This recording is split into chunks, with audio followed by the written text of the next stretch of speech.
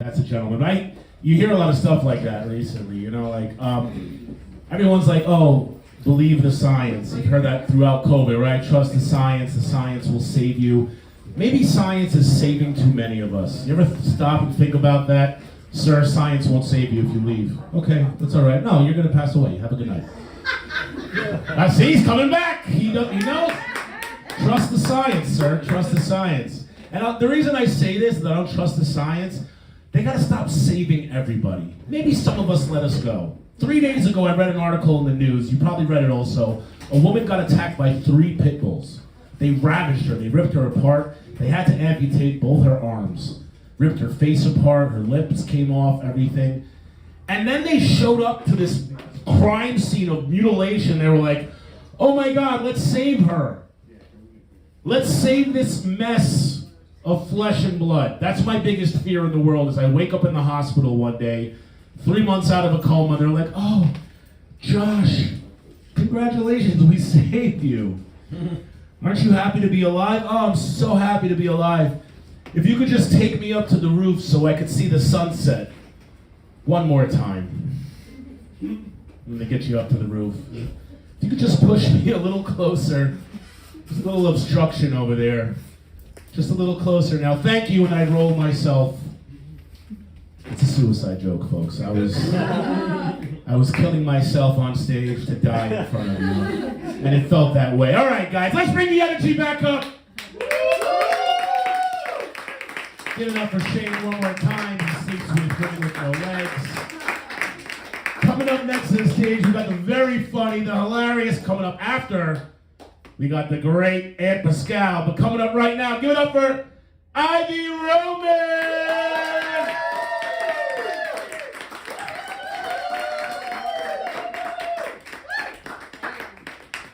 Announce a bitch and can't even buy her a drink. Holy shit. What is up, everybody? Anyone here from New York City? Yeah! Anyone here from the Bronx in particular? Anyone here from the Bronx? Alright, what part of the Bronx are you from? The ghetto. I don't know. I mean, that's the right answer because the Bronx is ghetto. I actually was once jumped in front of a church. Yo, not even Jesus could save me on that night. And you know, growing up in the Bronx, you have to learn to survive a number of things. But the main one is I had to learn how to survive the perverts at the corner store, at the bodega. I could be early morning on a Tuesday, getting my bacon, egg, and cheese, you know, trying to be on my way. And then right when I'm ordering my sandwich, you got pervert Jimmy in the left-hand side, staring the shit out of me, y'all, just looking and gawking at me. And then he's confused because he doesn't know if I speak English or Spanish. So he goes with the one that he doesn't speak, which is English. Mira, mami, you very, very good, mami. Can I be your friend? And then I start to think, why does every man that wants to fuck me asks me to be my friend? I don't get it. Well, I do know your true intentions. I do. And I don't know what's more expensive nowadays.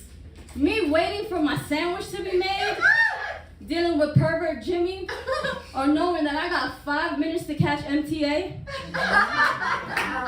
The struggle. The fucking struggle.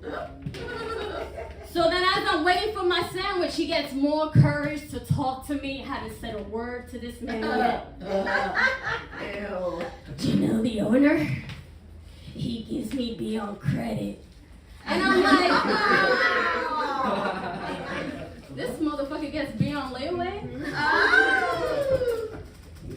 Talking about 4 easy payments are Carvana. And then I start to think, I'm like, damn, you know this man has a problem because whatever he's sipping in his cup is giving him this liquid courage. And it's 8:30 in the morning, so you know it ain't fucking coffee, right? It's either whiskey or beer. And based on that last sentence, I'm pretty sure it's half of a 40. Because I watched him pull the other half of the bottle out of his book bag like if it was a cooler. And I was like, yo, is this his his transportation bag. This is I don't even know what's going on now. So I start to really just think like, all right, I'm gonna have to do something. I'm gonna have to say something. Now this is the time where I gotta pull my white card. Because this is what I look like. So I go, no hablos español.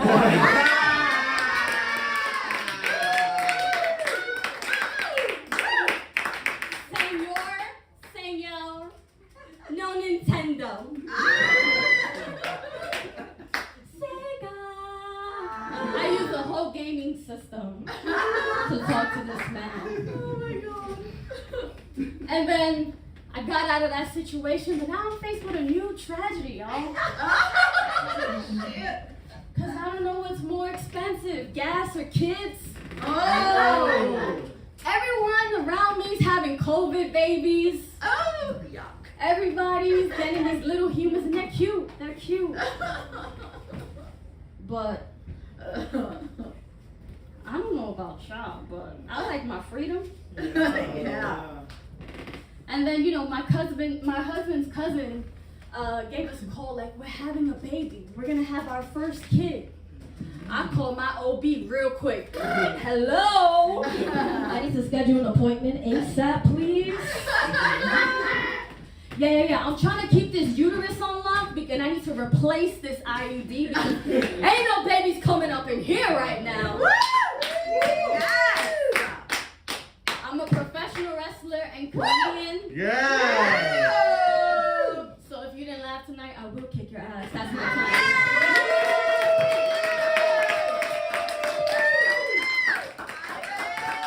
Give it up. Give it up for Ivy.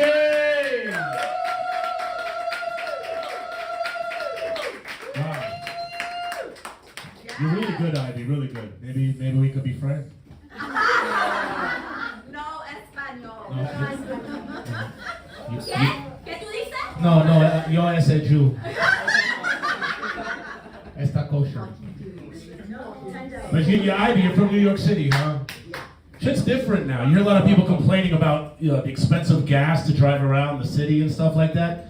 We didn't need to do that in the 80s and 90s, actually. This part of the city was covered in a layer of cum. And anywhere you needed to go, you would just slide on cum. But you hear people telling you how terrible New York has become. It's the most dangerous it's ever been, right? You hear that bullshit? I hear that. You hear that bullshit? It's not true. That's nonsense. It's fucking nonsense. When I was 9 years old, I was walking down 47th and 3rd with my father. Middle of the day, we saw a man beating the shit out of a woman in broad daylight. Middle of the day. Of course, my dad was a decent man. He was like, hey, what are you doing to that woman? But from above a building, a man yelled out, it's okay, it's his wife. Oh. Yeah, and then they beat her up in front of me. All right, guys. Can't beat that with a bat. Coming up next on the stage, what we've all been waiting for, the hilarious, the freaking amazing, the one, the only Ant Pascale! Give it up for your host, guys. Give it up for your host, Josh, guys. Fantastic. Thank you. I was beat up for being gay in high school in the 80s, which is hilarious because I'm not gay. It's hard to tell. And back then it was worse. 28-inch waist, drama club, no ability to play sports. Oh, you're so gay. Yeah, I'm telling you, right? There was this one time I'm walking out of the cafeteria with my reduced price lunch. And the center of the football team smacks my tray out of my hands and he goes, "You really pumped my nuts, Tony." I still don't know what the fuck that means. So I said, are you asking me for a hand job? Because you guys haven't won a game all season. It's like you're jerking off the whole school. Alright, so, and my mom didn't help matters out. I had no ability to play sports, like I said, because my dad split at an early age. We're going to circle back to that. Aw. We're circling back to that. And she didn't want us to play sports in school because we didn't have insurance. Oh. Yeah. And, well, let me ask you this. it seems like a younger crowd here. Anybody, did your parents beat you kids? Yeah. We got With what? With what? belt. Belt. Belt is a good weapon because you got options. You got the soft side with the strap for medium discipline. Yes. Get the hard side with the buckle for a more serious crime. If I were wearing a leather belt right now, I could give you some trauma and just frickin' snap that thing. Anybody got a shoe? Chancleta. The chocolate. Shoe is like you could use it as it's commonly used as a missile weapon. Oh, yeah. But anybody like their mom hold them down and beat them with the shoe? Oh, My mom's favorite weapon was a wooden spoon. Anybody get that? no. Very elegant weapon. Cross between a switch and a paddle, right? You can use it to stir the pot, scratch an itch, or beat the gay out of your socks. Out. My sophomore year, my mom broke 3 spoons on my back, keeping me straight. And then that year at the Christmas Bazaar, my brother bought her a 5-pack. Oh. And so, like, at 14 years old, she sends me to work with alcoholics and derelicts at Wendy's. And then I gotta go to Catholic church on Sundays, right? So she's like, worship this scantily clad man. Don't be gay. And then I'm driving home in Belmar, New Jersey, 10 o'clock at night on Trash Pig 3-speed.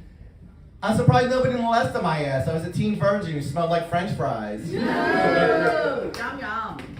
And then, like I said, my dad split at a very young age because in the 70s, I think it was like 1977, he caught Saturday Night Fever. It's tragic. You know, once you get it, all you can do is dance. Oh my God. And that's what he did, Britt, right out of our lives. Oh! It's a tragedy. So he didn't have time for discipline, or seatbelts for that matter. My dad drove this white Lincoln Continental with a white leather interior. So anytime me and my brother would act up, he would just gun it and slam the brakes. It was like getting checked against leather hockey boards. Like one time I thought that he was gonna kill me for real because my mom found me with a stack of porno magazines. Yes. See, Joe, in my day, we had to work for our porn. There were no porn hubs, if you will. You had to stand outside a 7-Eleven with $10 Yeah. and pray that that stranger you just talked to came back with a magazine. An unused magazine, Joe.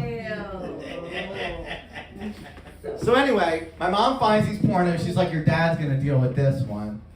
And then my brother's like, you're in trouble. Yeah, what else is fucking there? So we're gonna go out fishing, just the 2 of us. And I think he's gonna use me as bait. You know, I don't know I'm 12. I don't know his opinion on the subject of Playboy magazine and Hustler. We get out there on the Atlantic Ocean. Cracks open a Miller High Life. He asks me if I want one. I do. Could be my last, right? And then I slip a Winston out of his pack. Light it. He goes, is there anything you want to know? I'm like, what? He goes, about women. Is there anything you want to know? I was like, oh, it's the talk. Do you guys get the talk, or do you just go watch Pornhub? You guys still get the talk? It's a mixture, right? A mixed bag. Well, we used to get the talk, and your parents would explain sex to you. So this was the talk.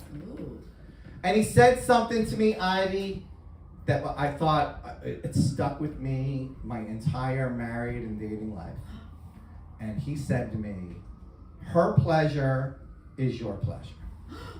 No, it's not. I thought it was good advice. I thought it was good advice. I mean, a little fucking profound for a 12-year-old. Yes. Starting young. Starting young. He also let me watch Scarface at 12. That was a lot. I don't know if you remember, but in the 3rd act, Mary Elizabeth Master Antonio is wearing a sheer blue nightgown and only panties. And she's holding a revolver. And she's, BAM! Fuck me, Tony. BAM! Fuck me, Tony. I had never been so horrified and aroused at the same time in my entire life. And it began a wonderful career that started in the late 70s of watching what people might consider misogynistic television. Do you guys still have cable, or are you like fucking with the free shit? What the fuck is cable at this point? Yeah, do you guys watch Tubi? Anybody watching Tubi? Yeah. Okay. Joe, have you seen Buck Rogers? I know about that. Okay, you're aware of it. I know. For those of you who aren't aware of Buck Rogers, it is a show about an astronaut that is frozen in time in the late 80s, that was filmed in the late 70s, based on a comic book in the late 30s. They got some shit about the future right. Women do walk around in sexy space pants.